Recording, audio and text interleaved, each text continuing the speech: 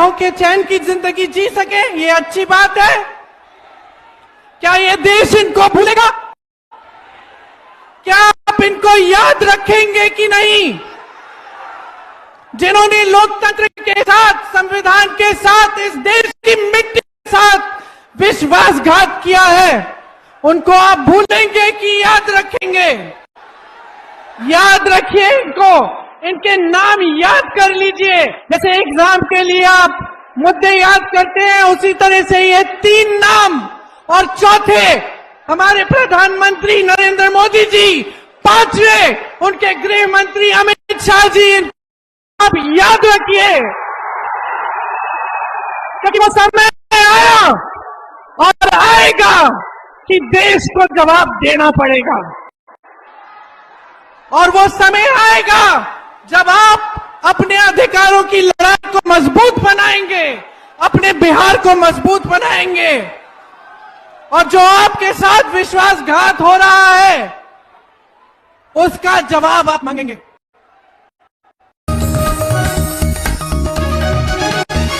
आप देख रहे हैं न्यूज UNI।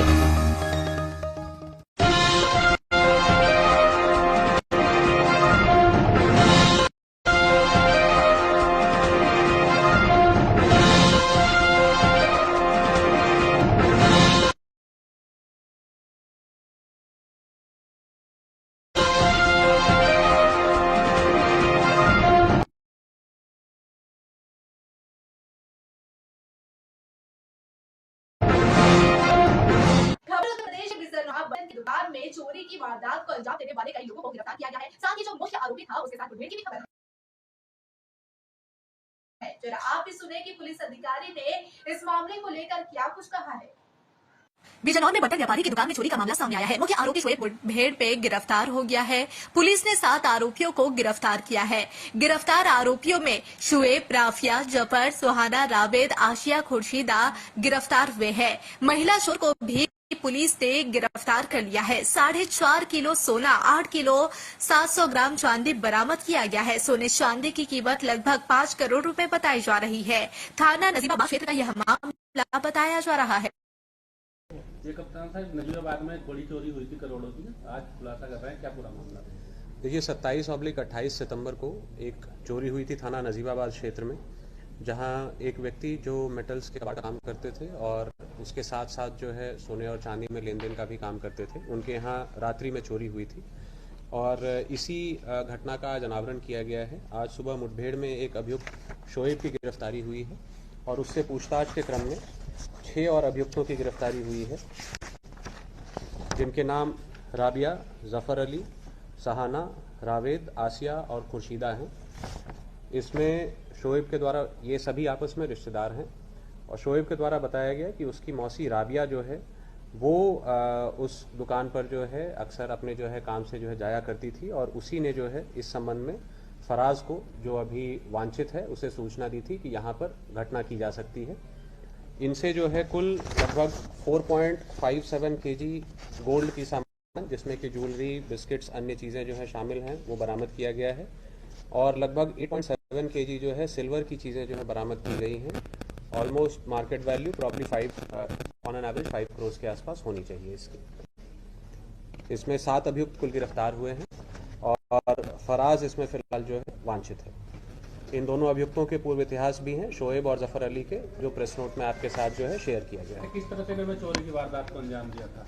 देखिए 27 की रात्रि में इन्होंने घटना की और व्हीकल से आए थे, उसके बाद जो है चोरी करके सारी चीज़ों को जो है एक बैग में लेकर गए हैं, और काफ़ी इसमें जो है मशक्क़त के बाद स्वाट और थाने की टीम ने इसमें पकड़ा है इस अभियुक्त को, और एक अभियुक्त इसमें जो है वांछित है, फराज, और इसके लिए जो है इस कार्य की सराहना करते हुए पुलिस महानिदेशक महोदय ने जो है स्वाट और थाने की जिस टीम ने घटना को वर्कआउट किया है उसे 50,000 का रिवॉर्ड भी घोषित किया है। क्या इसकी रेकी की गई थी चोरी से पहले?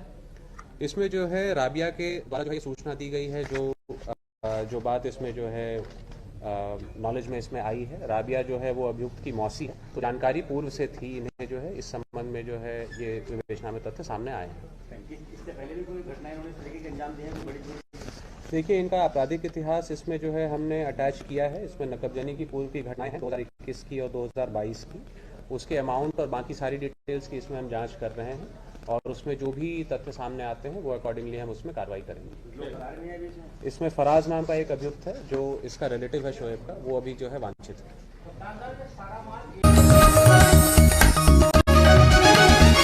आप देख रहे हैं न्यूज UNI।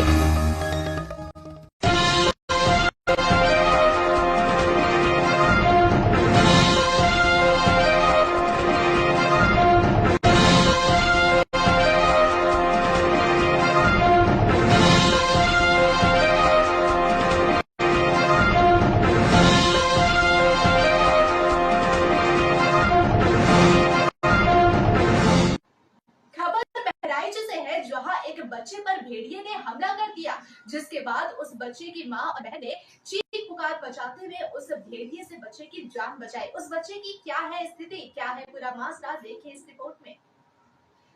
बहराइच में नल के पास बालक पर भेड़िए का हमला हुआ है। घर के बाहर बैठकर बालक पढ़ रहा था। चीख पुकार सुनकर बच्चे की मां और बहन पहुंचे और भेड़िए से लड़कर बच्चे की जान बचाई। गंगापुरवा निवासी है 10 वर्षीय रोहित, हालत गंभीर है और इसी वजह से लखनऊ रेफर कर दिया गया। बहराइच के महसी इलाके का यह मामला बताया जा रहा है। हम कहीं चलो बाहर देखी, बाहर यहाँ रह गए, देखा जैसा खिड़की खोलन तो हम भैया चिल्लाने पर खाली बस घुरकन की आवाज पटके जब ये अपने देखे जैसे तैसे भेड़िया भागी नहीं का पटके रही। अम्मा रहन गिर पड़ी भैया के रे, भेड़िया भाग बहन का दौरी झपटी तैसे हम लोग सब गिर पड़े। तुमको भी काटने दौड़ा था? उनका भी काटने दौड़ा। हमरे ऊपर कुत्ता गिर पड़ा था, हमरे ऊपर तमाम आदमी दौड़ रहा है। भैया कहाँ कहाँ काटा तुम्हारे भाई को? हमरे भैया कहीं ना काटी से फुल काट दी से पीछे के फुल काट दी। कौन सा जानवर है? भेड़िया। कौन क्लास का छात्र है तुम्हारा भाई? 5 में। आप देख रहे हैं न्यूज UNI।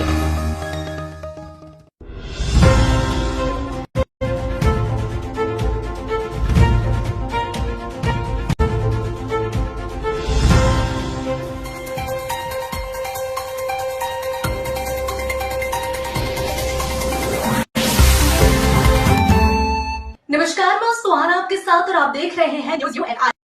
चलिए सबसे पहले नजर डालेंगे आज की बड़ी खबर पर। हावड़ा की रहने वाली अनन्या पाठक सुपुत्री Amit Pathak student of ST Agnes class 3 ने प्रगति बांग्ला द्वारा आयोजित शारदीय श्रेष्ठ बुक 2025 अवार्ड जीतकर हावड़ा को गौरवान्वित किया है। इससे पहले भी इन्होंने सॉल्ट लेक में ग्लैम आइकन इंडिया 2025 में किड्स कैटेगरी में अवार्ड जीते। Glam icon mister India Kolkata के रहने वाले नदीम खान ने जीता। आयोजक डॉक्टर अजीत नियोगी और रीता माइती थे।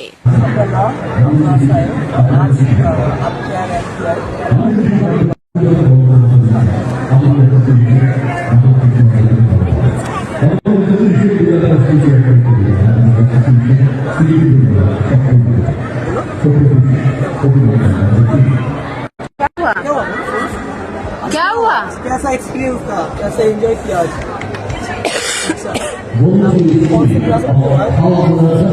का नाम आज आप किस सेक्शन में थे? किस कैटेगरी में? और सबसे मजा क्या आया बैच से बताओ। बैच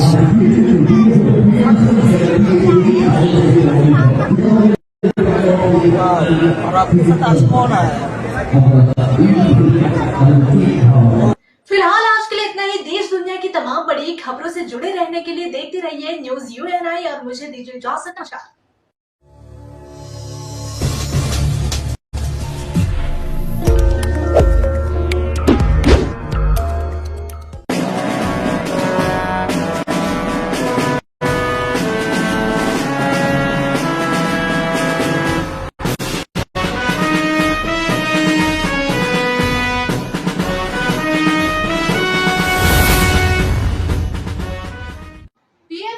मोदी जब एक कार्यक्रम को संबोधित कर रहे थे, इस दौरान उन्होंने भूटान और भारत के बीच संबंधों को लेकर बात की है। उन्होंने कई मुद्दों पर बात करते हुए क्या कुछ कहा, जरा आप भी सुने। पीएम मोदी ने कार्यक्रम को संबोधित करते हुए कहा, ऊर्जा और संपर्क दो ऐसे क्षेत्र हैं जहां भारत भूटान सहयोग गहरा रहा है। उन्होंने कहा, भारत और भूटान सिर्फ सीमाओं से नहीं बल्कि संस्कृति से भी जुड़े हुए हैं। इसके साथ ही उन्होंने दोनों पड़ोसी देशों के बीच ऊर्जा सहयोग और संपर्क यानी कनेक्टिविटी बढ़ाने का आह्वान किया। प्रधानमंत्री नरेंद्र मोदी ने भूटान के पूर्व नरेश जिग्मे सिंगे वांगचुक की 70वीं जयंती के मौके पर चांगली मेथांग स्टेडियम में आयोजित कार्यक्रम में यह टिप्पणी की। दोनों ने ही भूटान में सस्टेनेबल डेवलपमेंट और एनवायरमेंट फर्स्ट का विजन आगे बढ़ाया है। आपके इसी विजन की नींव पर आज भूटान विश्व का पहला कार्बन नेगेटिव देश बना है। ये एक असाधारण उपलब्धि है। आज per capita renewable energy generation में भी भूटान विश्व के सर्वोच्च देशों में से एक है।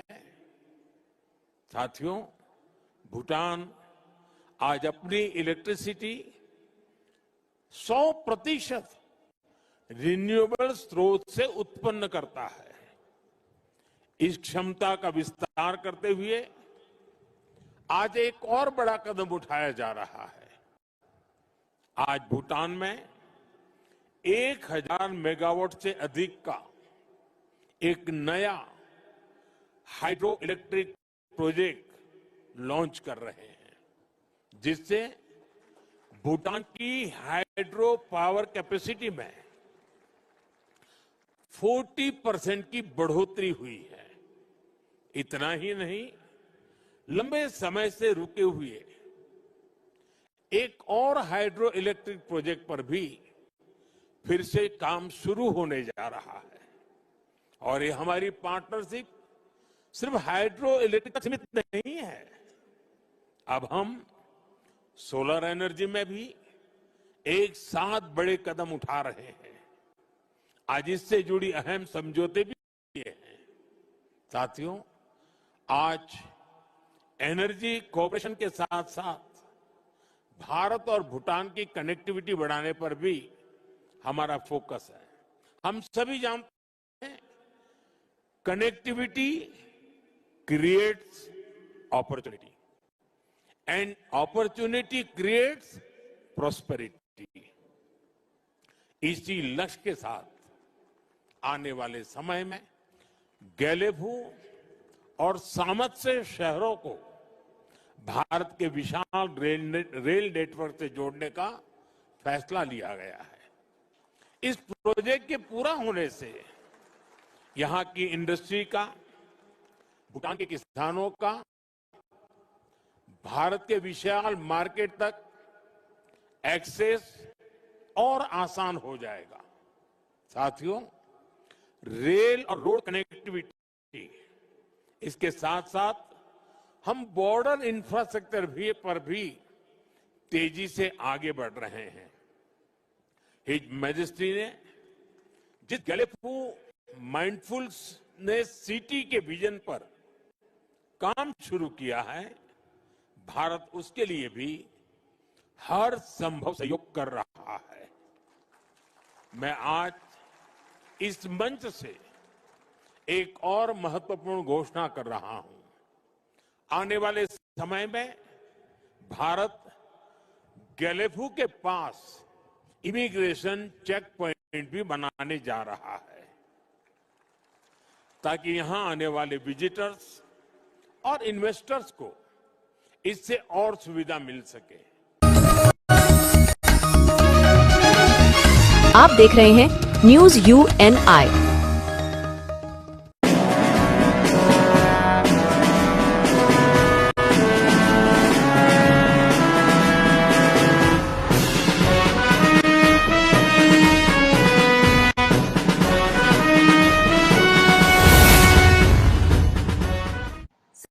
समाजवादी पार्टी प्रमुख अखिलेश यादव ने बिहार चुनाव को लेकर एनडीए सरकार को आड़े हाथों लिया है और साथ ही महागठबंधन सरकार बनने का दावा किया। क्या कुछ कहा उन्होंने, आप भी सुने। सपा प्रमुख अखिलेश यादव ने कहा, भारतीय जनता पार्टी रणनीति के तहत ये एग्जिट पोल और नैरेटिव देते हैं। यूपी पे एग्जिट पोल में भाजपा हमें पूरा हरा रही थी और फिर क्या हुआ, वो कितने बुरे हारे। इसके एनडीए पर हमलावर होते हुए अखिलेश यादव ने क्या कुछ कहा, जरा आप भी सुने। है? नहीं 650 में ही बुखार नहीं उतर रहा, 1000 तो इन बीजेपी वालों के लिए है। तो आप सोचिए हेल्थ सेक्टर क्या हालत है, हेल्थ सेक्टर चौपट है बिल्कुल। और इधर देखा होगा आपने कि हमारे मुख्यमंत्री जी बहुत कम्युनल स्पीच देने लगे हैं। अभी उनकी स्पीच सुनी है सरकार की, वो इसलिए घबरा जाते हैं जब उन्हें लगता है जनता खिलाफ है, पार्टी के लोग खिलाफ हैं, एमएलए खिलाफ हैं। और कोई मिठाई खिलाने की बात कर रहा था पटना एयरपोर्ट पर, उससे घबरा जाते हैं कि कहीं ऐसा तो नहीं कुर्सी हिल जाएगी। तो जैसे ही उन्हें कुर्सी हिलने का डर लगता है, वैसे ही वो कम्युनल स्पीच बोलने लगते हैं। उन्हें विजन इंडिया से, न्यू इंडिया से कोई लेना देना नहीं है। स्टार्टअप में क्या करना है स्टेट गवर्नमेंट को, उन्हें होश ही नहीं है। स्टार्टअप इंडिया इतना बड़ा कार्यक्रम चला देश में, उन्हें होश ही नहीं है कि स्टार्टअप इंडिया है क्या। एडमिनिस्ट्रेशन पूरा सरकार का है, बीजेपी का एडमिनिस्ट्रेशन है, पूरा एडमिनिस्ट्रेशन लगा हुआ है बीजेपी के वोट बनवाने में, और बीजेपी के लोग फ्री हैं और हमारा वोट न बन पाए और परेशान करने के लिए सब बैठे हुए अधिकारी। इसकी समय समय पे जानकारी देंगे हमारे ये एसआईआर, पीडीए प्रहारी, और हम लोग उसकी शिकायत इलेक्शन कमीशन को करेंगे। और हमें उम्मीद है कि आयोग हमारी मदद करेगा, निष्पक्ष कार्रवाई करेगा, और ऐसे अधिकारी जो रुचि नहीं ले रहे वोट बनवाने में या सहयोग नहीं कर रहे हैं पॉलिटिकल पार्टी का, उनके खिलाफ कार्रवाई करें। आयोग की समस्या पे हम लोग बताएंगे। भारतीय जनता पार्टी रणनीति के तहत ये सब एग्जिट पोल या टीवी चैनलों को वो नैरेटिव और परसेप्शन क्रिएट करने के लिए देते हैं। और ये बात भी छिपी नहीं है कि अगर चैनल्स को फंड न किया जाए तो चैनल्स नहीं चलेंगे, क्योंकि उनका प्रतिदिन का खर्चा बहुत है, महीने का खर्चा बहुत है, वो कैसे खर्चा निकलेगा। और फिर जो एजेंसी सर्वे करती हैं, जो एजेंसी सैंपल करते हैं, पता नहीं सैंपल कलेक्शन क्या था। जैसे यूपी का उदाहरण है, तो उनके एग्जिट पोल में, उनके अपने सर्वे में तो 2 ही तो जीत रहे थे, कि एक भी नहीं जीत रहे थे हम, हैं? नहीं एक भी नहीं जीत रहे थे। अगर सही तरह से उनकी सुना जाए तो बीजेपी पूरी हरा रही थी, हमें 0 कर रही थी, याद कीजिए। और फिर क्या हुआ, उनको कितना बुरे हारे। आप देख रहे हैं न्यूज UNI।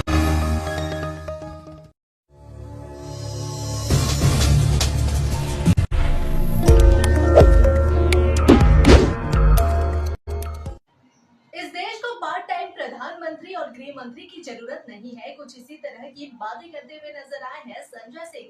उन्होंने प्रेस वार्ता को संबोधित करते हुए दिल्ली में हुए आतंकी हमले की भी कड़ी निंदा की है।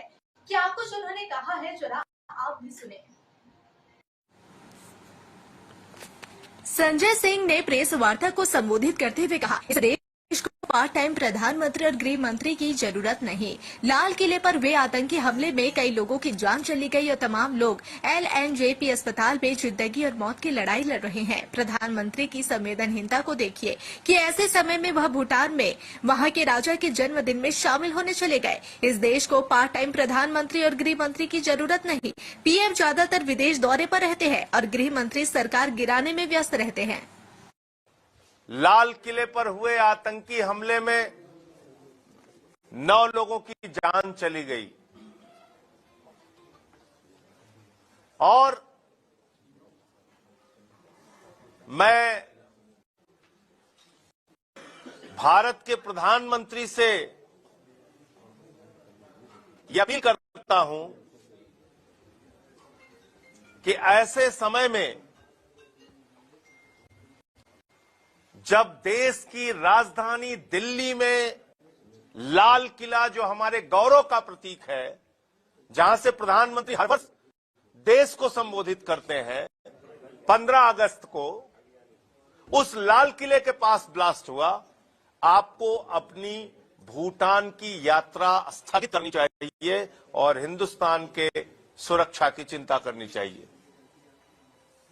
लेकिन यह संवेदनहीनता की पराकाष्ठा है कि प्रधानमंत्री जी इस वक्त भूटान के अंदर जन्मदिन, राजा के जन्मदिन के कार्यक्रम में शामिल होने पहुंच गए, वहां से भाषण दे रहे हैं। मैं याद दिलाना चाहता हूं प्रधानमंत्री जी को, प्रधानमंत्री जी आपने कहा था देश के ऊपर कोई भी आतंकी हमला, 9 मई 2025 का आपका बयान है, देश के ऊपर कोई आतंकी हमला युद्ध माना जाएगा। यह आपका बयान है, मेरा बयान नहीं है। आपने देश के सदन में कहा था पाकिस्तान का डीजीएमओ आपसे गिड़गिड़ाया, तब मैंने आपसे कहा था प्रधानमंत्री जी हमारी बहनें भी तो गिड़गिड़ा रही थी पहलगाम में, उनकी बात नहीं सुनी गई। आतंकियों ने उनके माथे का सिंदूर उजाड़ दिया, वो भी गिड़गिड़ाई थी, रोई थी, लेकिन आपने पाकिस्तान के ऊपर भरोसा किया, आपने ट्रंप के ऊपर भरोसा किया, आपने सीज फायर करके भारत की सेना जो पाकिस्तान को नेस्तनाबूद कर सकती थी उसको रोकने का काम किया। और आज जो आतंकी हमला हुआ है लाल किले के पास, उसमें किसका नाम आ रहा है? जैसे मोहम्मद, जो उमर नाम के आतंकी जिसका नाम आ रहा है, उसके तार जैसे मोहम्मद से जुड़े हैं, पाकिस्तानी आतंकी संगठन से। ऐसी खबरें मीडिया में चल रही हैं। अब आप क्या करेंगे? ट्रंप के सामने जाके बच्चों की तरह शिकायत करेंगे, अंकल अंकल देखो हमारे ऊपर फिर से हमला हो गया, या पाकिस्तान को मुंह तोड़ जवाब देंगे? देश आपसे जानना चाहता है। और इस देश को पार्ट टाइम प्रधानमंत्री की जरूरत नहीं है, इस देश को पार्ट टाइम गृह मंत्री की भी जरूरत नहीं है। आप आधे से ज्यादा समय तो देश के बाहर घूमते रहते हैं, तो देश की चिंता आप कब करेंगे? आपका गृह मंत्री अमित शाह, वो तो पूरे देश में घूम घूम के सरकार तोड़ने, बनाने, चुनाव के प्रचार, उसमें व्यस्त रहता है, तो देश की सुरक्षा की चिंता कैसे करेगा? वो बिहार के चुनाव में व्यस्त थे। फरीदाबाद में सैकड़ों किलो विस्फोटक पाई जाती है कल ही, और उसके बाद लाल किले पे हमला हो जाता है, वहां ब्लास्ट हो जाता है। तो क्या इसका मतलब जो खुफिया जानकारी आपके पास थी, जिसके आधार पर फरीदाबाद में इतना बड़ा विस्फोटकों का जखीरा, हथियारों का जखीरा पकड़ा गया, क्या उसके बाद भी आपने कार्रवाई करने में हीला हवाली की, और कहां की? यह देश आपसे जानना चाहता है। मैं सर झुका के प्रभु से प्रार्थना करता हूं, जो भारत के निर्दोष नागरिक इस आतंकी घटना में मारे गए हैं, उनकी पुण्य आत्मा को ईश्वर शांति प्रदान करे, और जो लोग घायल हैं उनका शीघ्र इलाज हो, अच्छे से इलाज हो और वो ठीक हो सके।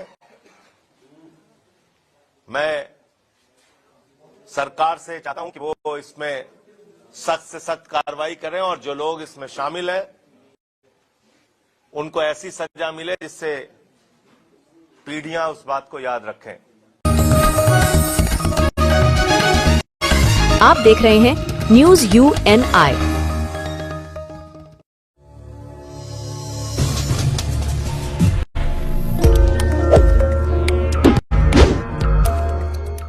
दिल्ली की मुख्यमंत्री रेखा गुप्ता ने प्रदूषण को लेकर बात की है, और साथ ही उन्होंने बताया है कि इस ओर सरकार की तरफ से क्या कुछ किया जा रहा है, क्या कुछ कहा उन्होंने, जरा भी सुने।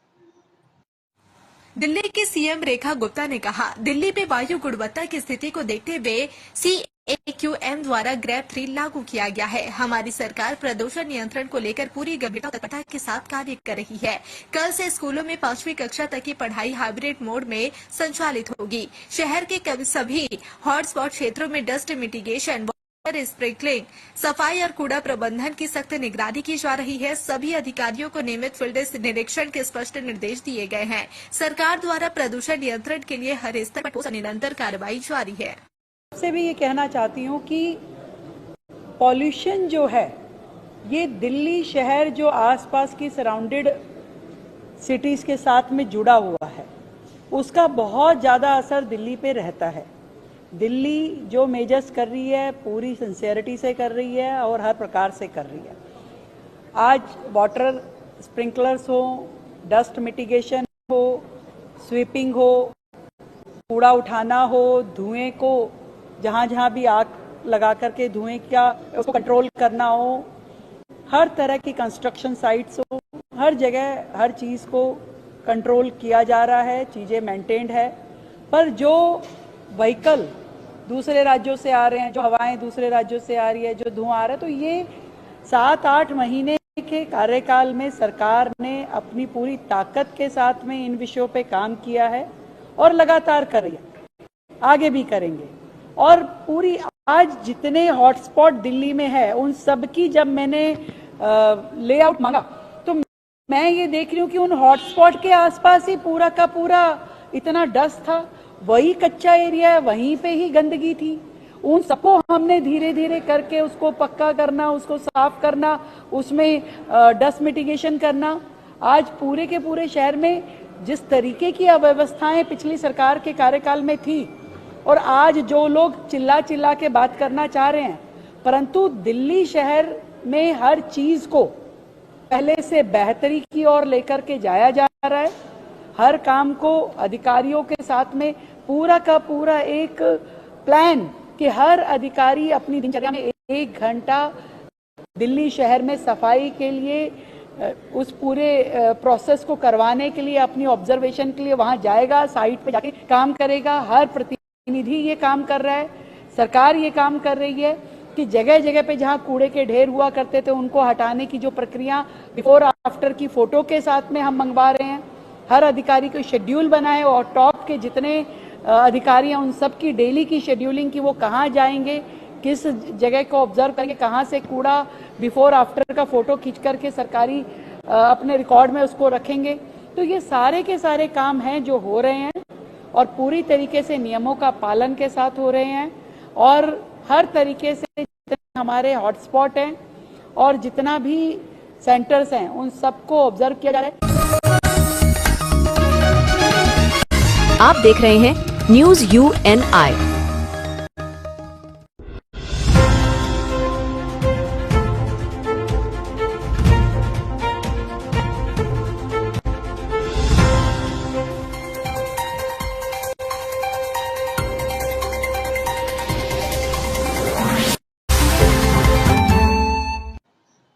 एक कार्यक्रम को संबोधित कर रही थी देश की राष्ट्रपति द्रौपदी मुर्मू और इस दौरान उन्होंने कई मुद्दे पर बात की है और साथ ही उन्होंने क्या कुछ कहा है, जरा आप।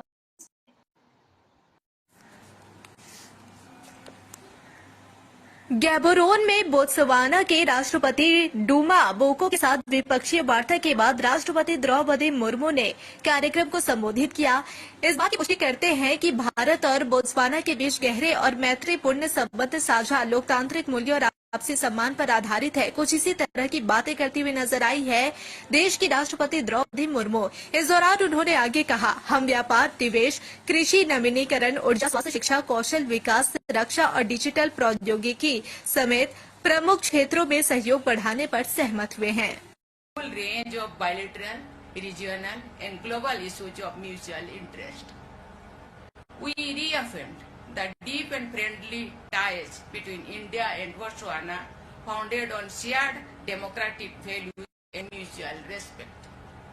We agreed to expand cooperation in key sectors, including trade and investment, agriculture, renewable energy, health, education, skill development, defense, and digital technology. We witnessed the signing of an important agreement which will help in providing easy access of good quality and affordable Indian medicines to the citizens of Botswana. I also conveyed to President Boko India's decision to send essential ARV medicines as requested by government of Botswana. We are encouraged by the growing participation of Indian companies in Botswana's economic development, particularly in the diamond sector. We have also agreed to strengthen collaboration in sectors such as agro-processing, pharmaceuticals, education, skilling and capacity building. I conveyed to President Boko India's firm commitment to working closely with Botswana to further deepen our ties, as well as India's commitment to expanding its partnership with the African region, including within the framework of India-Africa Forum Summit.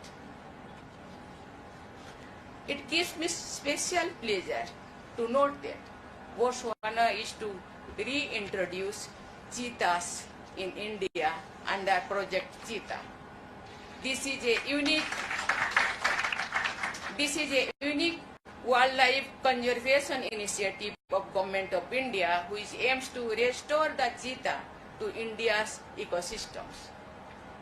I must thank President Boko and the people of Botswana to agreeing to send their cheetahs to India. We will take good care of them.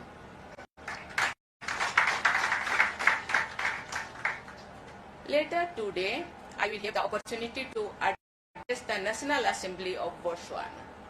I also look forward to exchanging views with the Vice President of Botswana, Speaker of the Parliament and other dignitaries and discuss ways to strengthen cooperation between our two countries. I am also looking forward to interacting with members of the Indian community here who act as living bridge between the two countries. Your Excellency, once again, I extend my sincere thanks to you for your gracious hospitality and welcome. I am confident that my visit will further consolidate the multifaceted partnership between India and Botswana and take it to new heights in the years ahead. Thank you.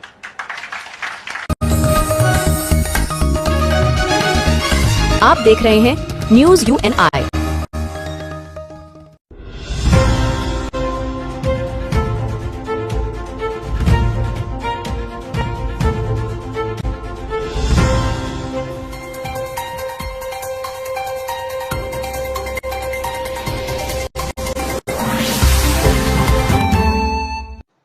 केंद्रीय मंत्री नित्यानंद राय ने बिहार चुनाव को लेकर के बयान दिया है। जिस प्रकार इस साल जो सबसे ज्यादा वोटिंग की गई है, इसे लेकर के उन्होंने कहा है कि एनडीए ही की सरकार बनने वाली है। लोगों का उत्साह ही ये बात साबित रहा है।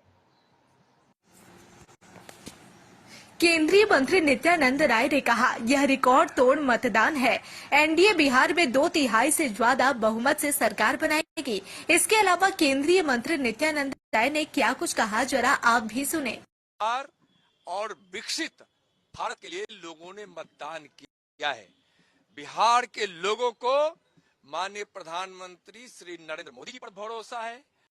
बिहार के लोगों को बिहार के मुख्यमंत्री श्री नीतीश कुमार जी पर भरोसा है और पांडव दल यानी एनडीए के 5 दल भाजपा, जदयू, लोजपा और रालोमो और हम के सभी साथियों पर भरोसा बिहार के लोगों ने जताया है।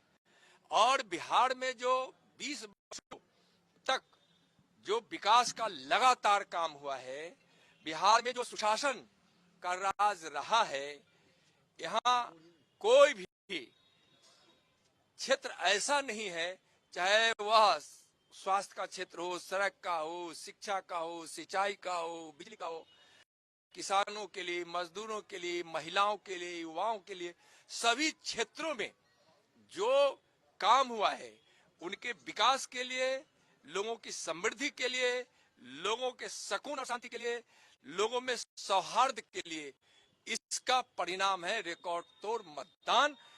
2/3 बहुमत से भी ज्यादा मत के साथ इंडिया की सरकार बिहार में बनेगी। आप देख रहे हैं न्यूज UNI।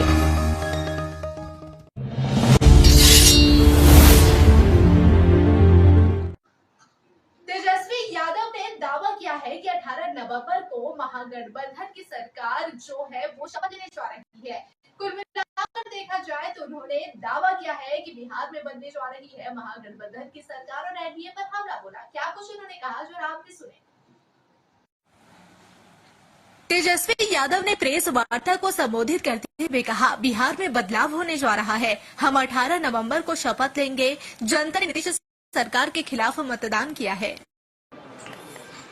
और चुनाव खत्म होने के बाद सभी लोगों से जो हम लोगों ने फीडबैक लिया, जो हम लोगों को सूचना मिली, बेहद पॉजिटिव सूचना हम लोगों को मिली है। और पहले इस तरह का फीडबैक नहीं आता था जो फीडबैक इस बार आया। आप कह सकते हैं कि 95 का जो चुनाव का जो फीडबैक था उससे भी बेहतर फीडबैक हम लोगों को इस बार जो है मिला है।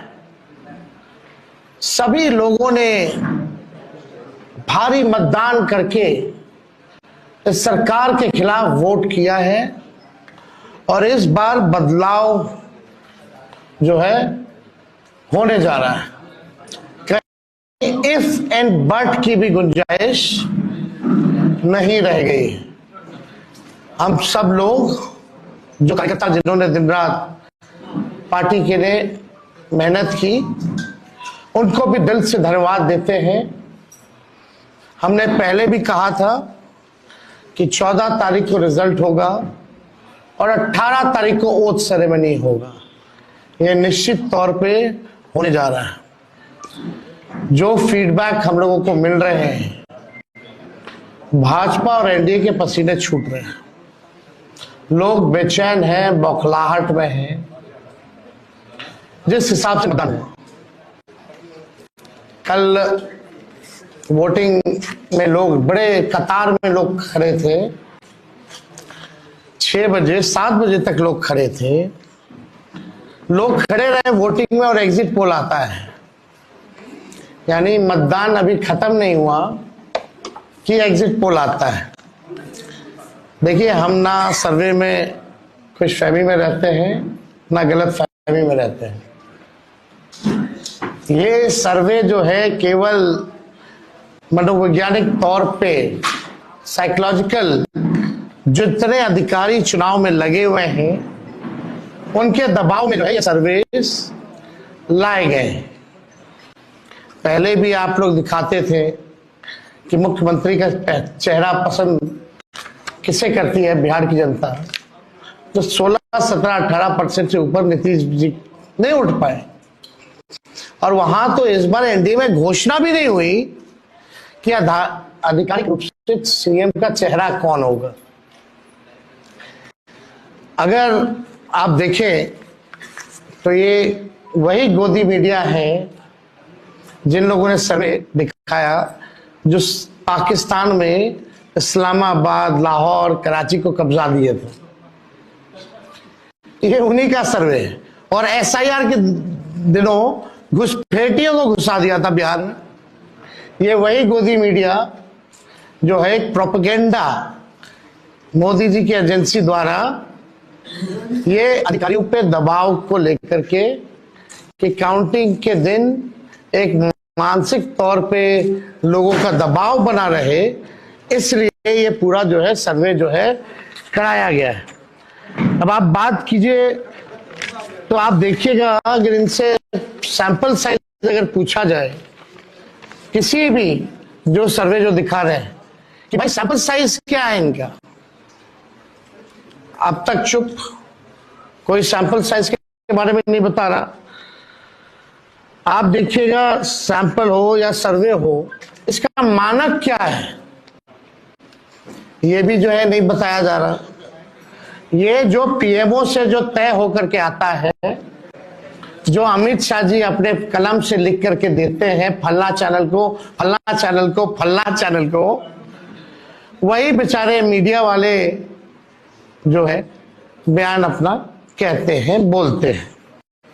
अब 2020 की अगर तुलना की जाए इस बार, तो 72 लाख लोगों ने ज्यादा मतदान किया है। 72 लाख मतलब इट्स अ ह्यूज नंबर, बड़ा ये आंकड़ा है। अगर 72 लाख को अगर हम 243 विधानसभा में बांटे तो 29,500 के आसपास हर विधानसभा में वोट वो पड़े हैं। यानी ये वोट कोई नीतीश जी को बचाने के लिए नहीं पड़े भैया, ये सरकार को बदलने के लिए, वोट फॉर चेंज के लिए वोट पड़े हैं। वोट फॉर चेंज के लिए 72 लाख वोट पड़े हैं।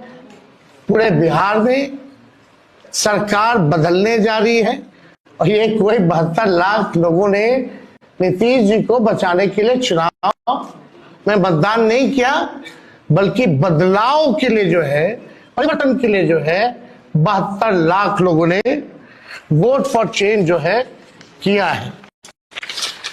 आप देखिएगा, इन्हीं एजेंसी जो है 16-17% लोग जो है मुख्यमंत्री नीतीश कुमार जी को देखना चाहते थे और 8 महीने में यही अप्रूवल रेटिंग रहा।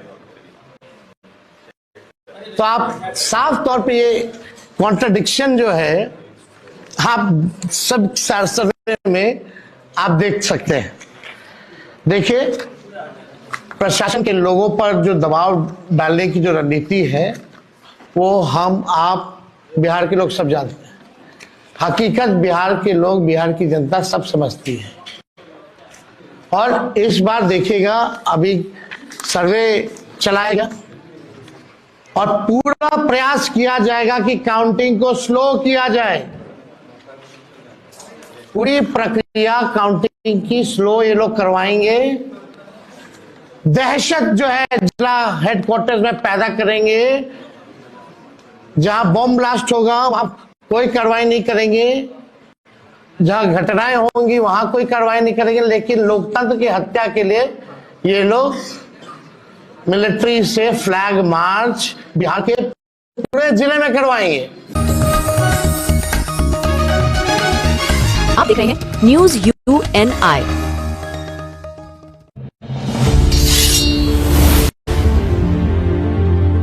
लखनऊ में विश्व चैंपियन ट्रॉफी जो पहुंच चुकी है, उसका स्वागत करते हुए सीएम योगी आदित्यनाथ ने कार्यक्रम को संबोधित किया है और इसे गर्व का पल बताया है। कार्यक्रम को संबोधित करते हुए उन्होंने क्या कुछ कहा, जरा आप भी सुने। देश भर के विभिन्न शहरों से होते हुए जूनियर हॉकी विश्व कप की ट्रॉफी बुधवार को लखनऊ पहुंची। ट्रॉफी के स्वागत समारोह में मुख्यमंत्री योगी आदित्यनाथ शामिल हुए। इस मौके पर उन्होंने कहा, उत्तर प्रदेश में इस ट्रॉफी का आना उत्तर प्रदेश के स्वर्णिम इतिहास के स्मरण करवाने वाला क्षण भी है। हॉकी इंडिया में उत्तर प्रदेश का योगदान अविस्मरणीय है।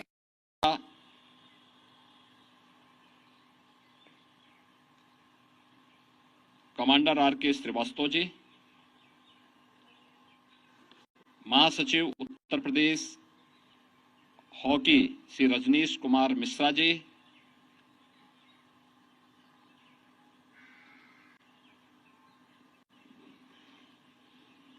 अंतर्राष्ट्रीय हॉकी खिलाड़ी ललित कुमार उपाध्याय जी,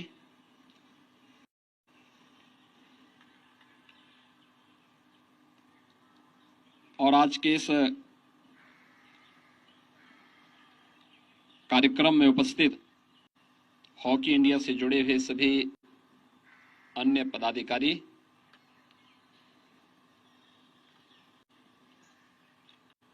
ये मेरे लिए और प्रदेशवासियों के लिए आह्लादित होने वाला क्षण है जब जूनियर हॉकी वर्ल्ड कप की ट्रॉफी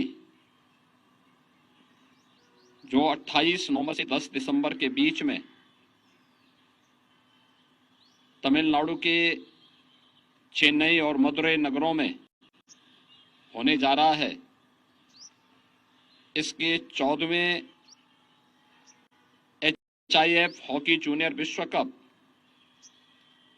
की यह ट्रॉफी आज उत्तर प्रदेश की राजधानी लखनऊ में आई है। मुझे बताया गया कि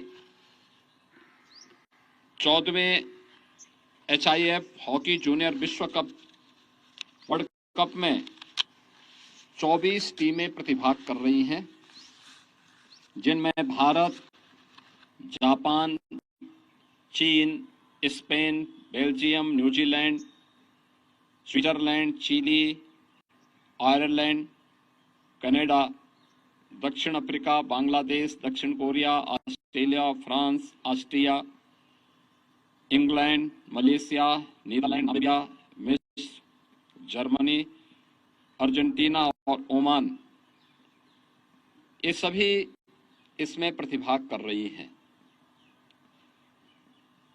उत्तर प्रदेश में इस ट्रॉफी का आना उत्तर प्रदेश के स्वर्णिम इतिहास का स्मरण कराने वाला क्षण भी है। हॉकी इंडिया में उत्तर प्रदेश का योगदान अविस्मरणीय है। हॉकी के जादूगर के रूप में विख्यात मेजर ध्यानचंद इसी उत्तर प्रदेश की धरती में जन्म लिए थे और उनके नेतृत्व में भारतीय हॉकी टीम ने 3 ओलंपिक में हॉकी के लिए भारत के लिए गोल्ड मेडल जीतने में सफलता प्राप्त की थी। उत्तर प्रदेश के अंदर ही मेजर ध्यानचंद की स्मृतियों को बनाए रखने के लिए हमारी सरकार मेरठ में मेजर ध्यानचंद स्पोर्ट्स यूनिवर्सिटी का निर्माण कार्य कर रही है, जिसमें पहला सत्र इस वर्ष से प्रारंभ हो चुका है। इसके साथ ही भारतीय हॉकी से जुड़े हुए और भारतीय हॉकी के एक बहुत ही यशस्वी जो खिलाड़ी थे श्री केडी सिंह बाबू, वह भी उत्तर प्रदेश में ही जन्मे थे और श्री केडी सिंह बाबू की स्मृति को जीवंत बनाए रखने के लिए बाराबंकी में स्थित उनके पैतृक आवास को एक बेहतर म्यूजियम के रूप में बनाने के लिए उत्तर प्रदेश सरकार ने उस हवेली को लेकर के और उसमें केडी सिंह बाबू और हॉकी इंडिया के एक अच्छे म्यूजियम को बनाने की कार्रवाई वहां पर वर्तमान में राज्य सरकार की चल रही है।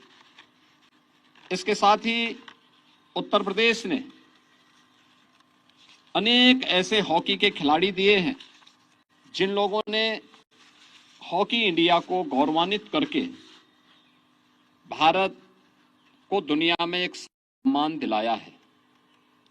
इनमें पद्म पुरस्कार से सम्मानित मोहम्मद साहिद, अशोक कुमार, रविंद्र पाल, सैयद अली, डॉक्टर आरपी सिंह, सुजीत कुमार, अब्दुल अजीज, सुबोध खंडेकर, रजनीश मिश्र, मोहम्मद शकील, देवेश चौहान, MP सिंह, जगवीर सिंह, विवेक सिंह, राहुल सिंह, दानिश मुतजबा, ललित उपाध्याय, राजकुमार पाल, श्रीमती प्रेम माया, श्रीमती रंजना श्रीवास्तव, मंजू बिष्ट, पुष्पा श्रीवास्तव, रजनी जोशी, सुश्री वंदना कटारिया, ऋतुषा कुमारी, आर्या, प्रीति दुबे जैसे हॉकी के खिलाड़ियों ने प्रदेश का और देश का भी गौरव इस क्षेत्र में बढ़ाया है। मुझे बताते हुए प्रसन्नता है कि वर्तमान में भी उत्तर प्रदेश के राजकुमार पाल, उत्तम सिंह, विष्णुकांत सिंह, मुमताज, साक्षी, ज्योति, पूर्णिमा आदि हॉकी खिलाड़ी सीनियर और जूनियर महिला एवं पुरुष वर्ग की भारतीय टीम में चयनित होकर प्रदेश और देश को गौरवान्वित कर रहे हैं। आज जब जूनियर हॉकी वर्ल्ड कप की जो 28 नवंबर से 10 दिसंबर के बीच तमिलनाडु में होने आयोजन से जुड़ी हुई ट्रॉफी के पर मैं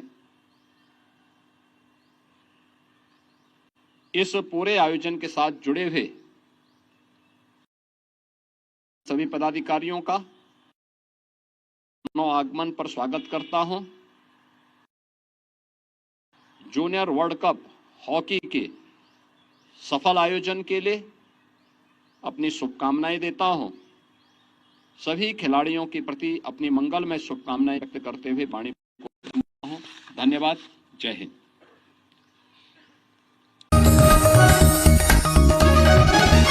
आप देख रहे हैं न्यूज UNI।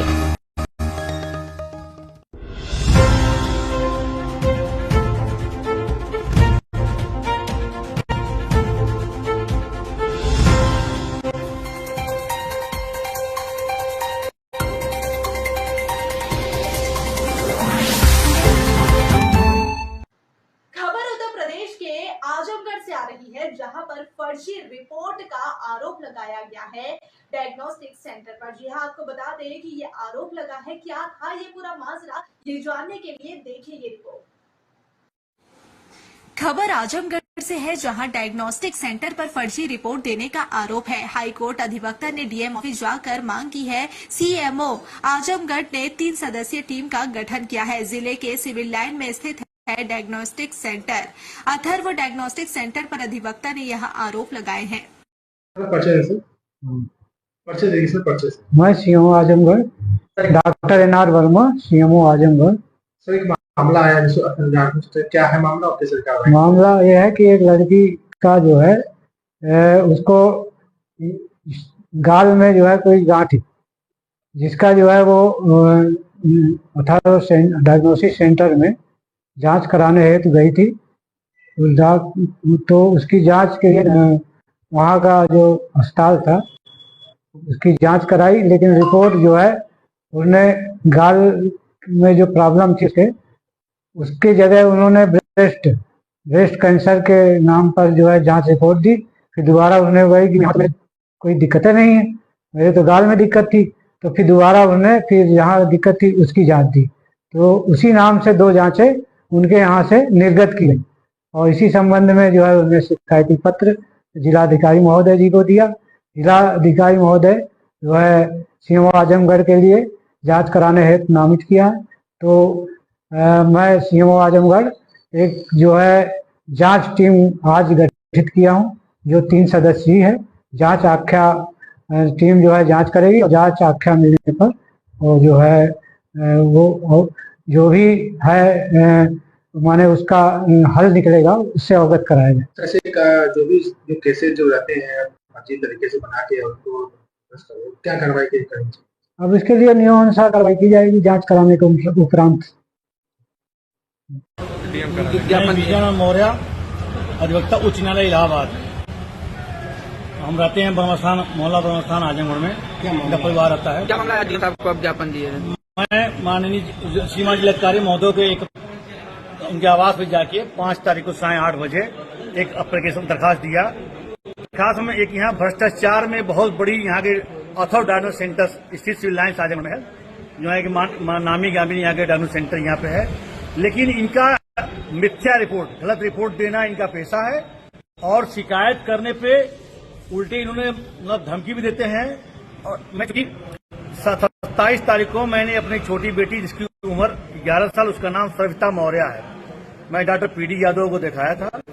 बाएं साइड पे उसके गाल पे हल्का सा गठान टाइप थी। तो उन्होंने कहा इसकी जांच कर लीजिए अथर डायग्नोस्टिक सेंटर जाकर। जो जांच थी FNSC की, यह जांच बाहर होती है। तो मैं तुरंत दोपहर 12:30 बजे डायग्नोस्टिक सेंटर पहुंचा। उन्होंने कहा कि यह जांच सैंपल लिया, उन्होंने रसीद कटाया। उन्होंने रसीद के बाद मैंने रसीद कटाया। रसीद कटाने के बाद उन्होंने कहा कि शाम को 5:30 बजे आइएगा, 27 अक्टूबर 2025 को। 27 अक्टूबर 2025 को शाम को ले गए अपनी बिटिया को। उन्होंने सैंपल ले लिया। सैंपल लेने के बाद मैं पूछा कि ये है क्या चीज। उन्होंने कहा देखिए कैंसर से संबंधित जांच है। ये जांच यहाँ होती नहीं, ये बाहर जांच होती है। हमका रिपोर्ट कब तक आएगी? उन्होंने कहा रिपोर्ट 7-8 दिन में आ जाएगी। 4 तारीख को मैंने अपने पत्नी से कहा कि आज 1 हफ्ता हो गया, जाइए आप डायग्नोस्टिक सेंटर रिपोर्ट ले लीजिए। उन्होंने जब रिपोर्ट लेने गई तो उनको रिपोर्ट दी गई, मैं जांच कराया था गाल की, और इन्होंने रिपोर्ट दिया दाहिने साइड की जो कैंसर संबंधित थी। उन्होंने साफ साफ लिखा राइट साइड ब्रेस्ट लैम्प, मतलब 80 गठान होती है। उसकी जब व्हाट्सएप में रिपोर्ट आई तो हमने कहा दोबारा उनके पास जाओ, उनसे पूछो मैंने क्या जांच करे और क्या रिपोर्ट दे रहे हैं वो। कौन रिपोर्ट उन्होंने हमारे पत्नी के साथ बदतमीजी करते हुए छीन ली। छीनने उन्होंने कहा कि यह रिपोर्ट आपकी नहीं, आपको दूसरी रिपोर्ट है। तो उन्होंने कहा कि उस रिपोर्ट में चूंकि रजिस्ट्रेशन नंबर 1596 है, जो पहली रिपोर्ट दी गई है उसमें मेरी बिटिया का नाम सविता है, वो नाम सही है, SRAVITA। और जो दूसरी रिपोर्ट दी गई आधे घंटे बाद दी गई, उसमें भी सेम रजिस्ट्रेशन नंबर 1 है 159796। व्यक्ति का नाम अलग हो सकता है, एक नाम कई लोग हो सकता है, लेकिन रजिस्ट्रेशन नंबर एक व्यक्ति का हो ही सकता। 2 रिपोर्ट दोनों रजिस्ट्रेशन नंबर 1 है। मिस प्रिंटिंग मानता हूं, लेकिन मैं जांच कराऊं गाल का, आप रिपोर्ट दो ब्रेस्ट का आप रिपोर्ट करेंगे। चूंकि प्रिंटिंग ये कैंसर की जांच, चूंकि मैंने FNC की जांच कराई है और उसके बाद मिस प्रिंटिंग होती है तो आप कहते गलत हो गई रिपोर्ट, मिस प्रिंटिंग हो गई, आप बदतमीजी कर रहे हैं, उधर धमकी भी दे रहे हैं उधर से। और चूंकि यह जांच जो होती है इनके पास ईमेल आई होगी। से आप शिकायत करो क्या बोले? मैंने उन्होंने सीरियस CMO को जांच कमेटी बना के जांच के लिए लिख दिया है। कल शाम को उन्होंने कहा आप इसका वेट करिए, आपसे पूछा जाएगा। अगर कार्रवाई नहीं होती तो क्या आरोप लगा रहे हैं? मैं आरोप को पढ़ाई नहीं होता, मैं नहीं जानता। ऐसे अनपढ़ आदमी रोज जाते होंगे ऐसे डायग्नोस्टिक सेंटर में जांच करने के लिए। उनको क्या पता किसकी जांच नहीं है? उनको क्या पता अंग्रेजी क्या जिसकी क्या चीज नहीं है? जो जांच होगी उसी का अनुसार डॉक्टर दवा देंगे। अगर कार्रवाई नहीं होती तो आप क्या? कार्रवाई नहीं, मैं कोर्ट जाऊंगा। मैं तो आरोप क्या लगा रहे हैं इनको? आरोप लगा मिथ्या रिपोर्ट, गलत रिपोर्ट दिया इन्होंने। शिकायत करने पर इन्होंने धमकी दे रहा, बदतमीज बात की इन्होंने। और इतना ही नहीं, भोले भाले जनता से उन्होंने कहा कि मारपीट भद्दी गाड़ी तो उतारूगे, मारपीट हो जाते हैं लोग। चूंकि आई थिंक लोग भ्रष्टाचार करते हैं, ये कई बार नहीं, आए दिन रिपोर्ट कर देते हैं लोग। मैं चाहता हूँ इसके खिलाफ सख्त कानूनी कार्रवाई हो, जो उचित वैधानिक कार्रवाई के खिलाफ हो। रिपोर्ट नहीं की जो अथॉरिटी डायग्नोस्टिक सेंटर उससे किया जाए, इसको जाए।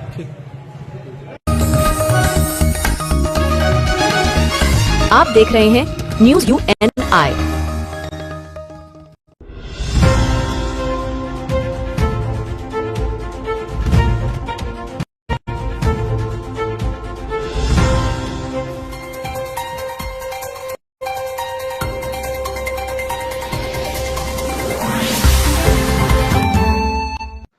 खबर उत्तर प्रदेश के मुजफ्फरनगर से है, जहां पर आत्मदाह का प्रयास एक कॉलेज के छात्र ने किया है। आखिर ऐसी कौन सी वजह थी कि छात्र आत्मदाह के लिए मजबूर हो गया? जरा आप भी देखें ये रिपोर्ट। मुजफ्फरनगर में कॉलेज छात्र ने किया आत्मदाह का प्रयास। कॉलेज परिसर में पेट्रोल डालकर लगाया। गंभीर हालत में छात्र अस्पताल में भर्ती। DAV कॉलेज का छात्र है उज्जवल। स्कूल प्रधानाचार्य पर उज्जवल ने कई आरोप लगाए हैं। प्राचार्य प्रदीप पर अभद्रता, मारपीट के आरोप भी लगाए गए हैं। फीस विवाद में उठाया आत्मदाह का कदम, कुछ इसी तरह की खबर है। 3rd सेमेस्टर की फीस जमा न होने से युवक काफी परेशान था। बुढ़ाना कोतवाली क्षेत्र के DAV कॉलेज का यह मामला बताया जा रहा है। मेरा नाम उज्जवल राणा, बुढ़ाना मुजफ्फरनगर उत्तर प्रदेश का रहने वाला हूँ। PG कॉलेज में मैं 3rd सेमेस्टर का स्टूडेंट। क्या मामला है?